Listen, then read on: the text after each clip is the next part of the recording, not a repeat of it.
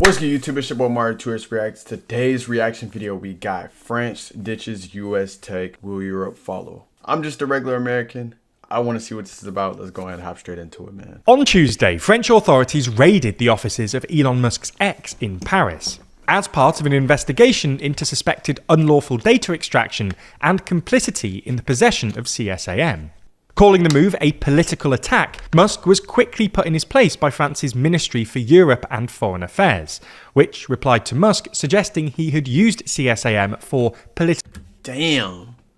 So they said, maybe that logic files on Somaliland doesn't fly in France. Oh my God, the shade is crazy. Nah, I ain't gonna lie, this is kind of crazy though, to be trying to like, I ain't gonna lie. Political theatre on X, and adding, maybe that logic flies on some island, doesn't fly in France. This came just a few days after France's Prime Minister, Sébastien Lecornu, asked French ministries to ditch the US video platform Zoom and shift to Vizio, a French alternative, by the end of the year. And also after the French government blocked the French satellite operator Eutelsat from selling its ground antenna to a private equity firm to protect European digital autonomy, with Eutelsat being the only European competitor to Elon Musk's Starlink. So in this video, we'll explain why France is ditching American tech and whether the rest of Europe might follow suit.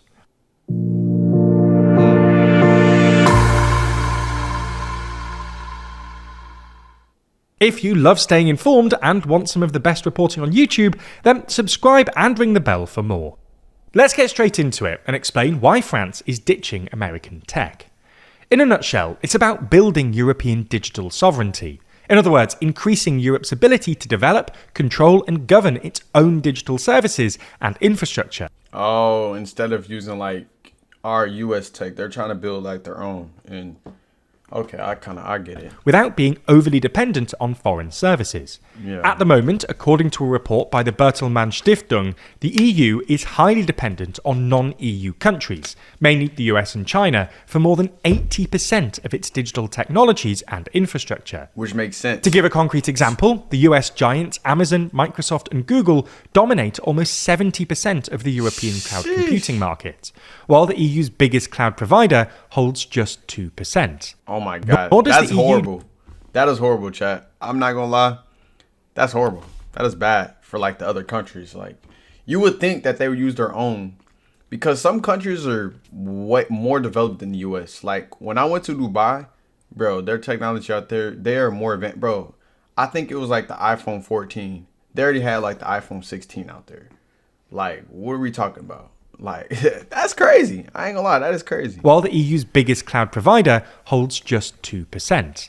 Nor does the EU look likely to catch up anytime soon, given it also lags behind both the US and China in terms of digital research and development, or R&D spending, representing just 7% of global R&D in software and internet technologies, compared to 71% by US firms and 15% by Chinese firms. Like with other critical dependencies, this creates strategic risks for the EU. However, unlike with physical goods, where the EU can switch to another provider if a supplier fails or becomes unreliable, as happened following Russia's invasion of Ukraine, when the EU rapidly pivoted away from Russian oil and gas to other sources of energy, digital dependencies create different and more complex kinds of risks. Because digital services are ongoing relationships, rather than a single product that's shipped and received in a done deal, the supplier can change the terms, prices, features, or access of their services after adoption, giving them significant and continuous control over foreign export markets. For instance, in the early days of advertising on Facebook, many European businesses initially built marketing strategies around the platform's organic reach, but changes to the algorithm then drastically reduced visibility and pushed firms towards paid ads, effectively changing market access without negotiations. As such, in recent months, there's been a growing push for the EU to build up its digital autonomy, both to regain control over its data and to limit the impact of foreign, especially American, tech companies on information flows. Having previously criticised the European Commission in November for being too slow in enforcing its tech rules, French President Emmanuel Macron used his Davos speech last month to call for a ramping up of European investment into critical technologies like AI, quantum computing, and defence and security. Then, last week, French cybercrime authorities raided X's office in Paris as part of an investigation into unlawful data extraction and the suspected abuse of algorithms, and prosecutors. What? So they raided Elon Musk's building? So Europe raided Elon Musk's building. Did I just hear that right, chat? Because of some type of information, I'm guessing they got leaked or something? Huh. Interesting. Into unlawful data extraction and the suspected abuse of algorithms, and prosecutors have summoned ex-owner Elon Musk and former chief executive Linda Yaccarino for questioning in April. Aside from that, France has also ordered its state employees to switch to Visio, a French alternative to the American video conferencing platform Zoom, by the end of the year, to, quote, guarantee the security, confidentiality and resilience of public electronic communications, with the Visio project ultimately aimed at creating a French alternative to the US's Microsoft Office or Google Suite. They just want to be like us, man. Hey, I get it. It's the US. We recreate some of the best products, some of the best apps. Shit, we recreate everything better than any country, I feel like. Y'all prove me. Let me know in the comments below. Y'all let me know if I'm wrong. Is that a bad take? I feel like us Americans here in the US, we create the best things. That, I ain't gonna lie, we create the best things. Like, our country might not be the best, but it's like a win-win more than a loss-loss. Other EU countries are also taking steps to reduce their dependencies on American tech in sensitive areas. The Austrian military has reportedly ditched Microsoft Office, while the German state of Schleswig-Holstein has moved some 40,000 state workers' email from Microsoft Exchange and Outlook to open source alternatives. So the question now is, will the rest of Europe follow France's lead? Well, last week, the European Parliament passed a resolution calling on member states to, quote, strengthen European technological sovereignty by facilitating the procurement of European digital products and services where possible. This echoes calls for European digital autonomy from figures like Macron and the former head of the European Central Bank, Mario Draghi, whose 2024 report on improving European competitiveness also called for further digitization to help the EU catch up with the US and China. It's going to be very hard to catch up with us, man. Europe and China, they got to catch up with China and us, man. We're up here, man. Y'all got a lot of steps to take before y'all get there. It's going to be a lot of bugs, a lot of crashes. There's going to be a lot of things that are going wrong. But I mean, hey, if they want their own apps, they don't want to use our apps because, they feel like their data is getting, compromised, people stealing their information. So let it be. So let it be. It's not going to really be a loss for us because the U.S. we're literally the biggest. But yeah. For further digitization to help the EU catch up with the US and China.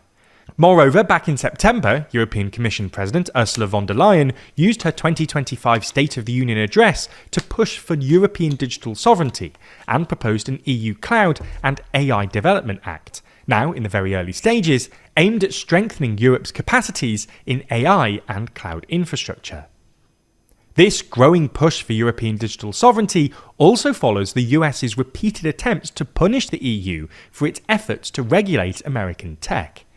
In late December, the Trump administration imposed travel bans on Europeans involved in digital safety, including former EU Commissioner Thierry Breton, who played a key role in establishing the EU's digital rules. In August, Trump threatened tariffs on countries that discriminate against American tech firms, and the US has also repeatedly challenged the EU's digital rules through diplomatic pressure and aggressive rhetoric. While the EU's regulatory policies are motivated more by concerns about user welfare and online safety than digital sovereignty, this ongoing battle between EU and US big tech firms reveals the degree of European anxiety about the continent's reliance on American tech. All that said, de-risking from US tech won't be easy, and a total decoupling is probably impossible given the global reach and dominance of US tech.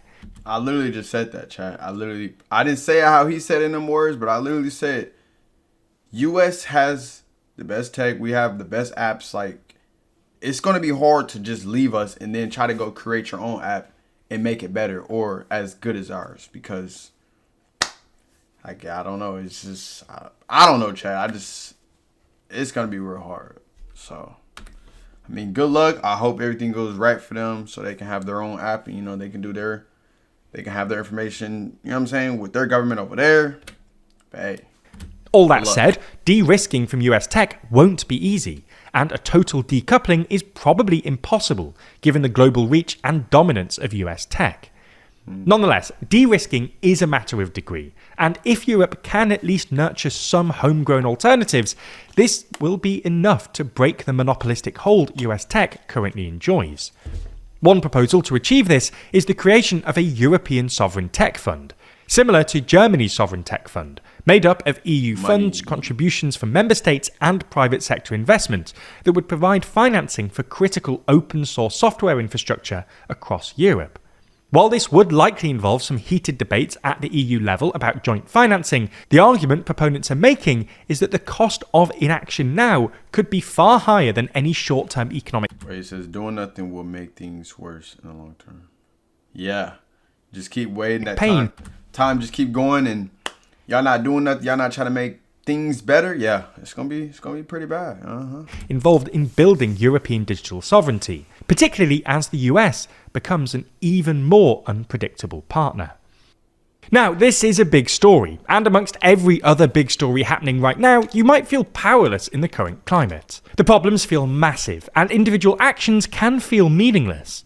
But what if we told you that you could be part of something bigger, something that actually turns concern into action? Well, that's where our friends at Planet Wild come in. Planet Wild isn't just your usual environmental organisation. It's a passionate community built around a clear focus, protecting and conserving the world we all live in. We're more aware than ever that the world is a scary place, and the state of our planet needs change. So, every single month, the Planet Wild community funds a mission to protect endangered animals, restore our forests, and clean our oceans. They document all these missions in videos here on YouTube. I might have to do some reactions to that. Damn. You got some good videos. How seahorses make babies. Rebuilding the most magical place on Earth. We finally cracked the code on ocean plastic. Hey, chat. Y'all let me know, should I do some reactions to this channel, man? I think it'd be good for our history to, learn about protecting our planet and, our country. And clean our oceans. They document all these missions in videos here on YouTube, so we can see exactly what we've helped to achieve. The impact we've made will be right before our eyes. From cleaning up Mumbai's plastic river to protecting Europe's last ancient forest, and even saving elephants with the help of bees, Planet Wild will stop at nothing to make the world a better place for every living being on it. So, where do you and I come in? Well, by becoming a member, we're directly funding a brand new nature mission from the comfort of our own home. We support, they execute. If you want to join the growing community making a real difference, Planet Wild is the place to be. Big or small, your difference matters, and you can contribute as little as $6 a month to help protect nature. We're big fans of Planet Wild, so much so that the first 100 people to use code NEWSEU2 will get their first month paid for by us. Just scan the QR code on screen or click the link in the description. By joining today, you'll immediately make a difference and even be able to see your impact in less than 30 days on YouTube right here. You can cancel your membership at any time, so there's absolutely no catch, just an easy and remarkable way to create real and lasting change. If you want to see them in action, check out their mission at cleaning up Mumbai's plastic river. Sheesh, that was clean. But yeah, chat, y'all let me know what you guys think down in the comment section below. I honestly think, I don't know, who has more money out of Europe and France? That's what it's gonna come down. France, who is more? Maybe France. I'm thinking France. Oh, Europe is rich. Like, what's going on? If they have the money, I mean, it's showing that they're literally, oh shit, it's showing that they're literally richer than them. Like, I'm not really getting that, but hey, I guess we shall see if they end up doing what France did. Let me know what you guys think. Comments down below in the comment section below. Don't forget to like, comment, and subscribe for more of these videos. This is actually a pretty interesting video to watch because I didn't even know that France ditched our tech and they're creating their own type of tech. But hey, interesting video, W video, good little history, you know what I'm saying, that I learned. Not even history, but just day-to-day stuff that you don't know unless you're watching the news or catching up with politics and stuff like that. But like I said, don't forget to like, comment, subscribe for more of these, man. It's your boy Mario 2X Reacts. I'm signing out. I'm gonna catch you guys in the next reaction video, man. I'm gone.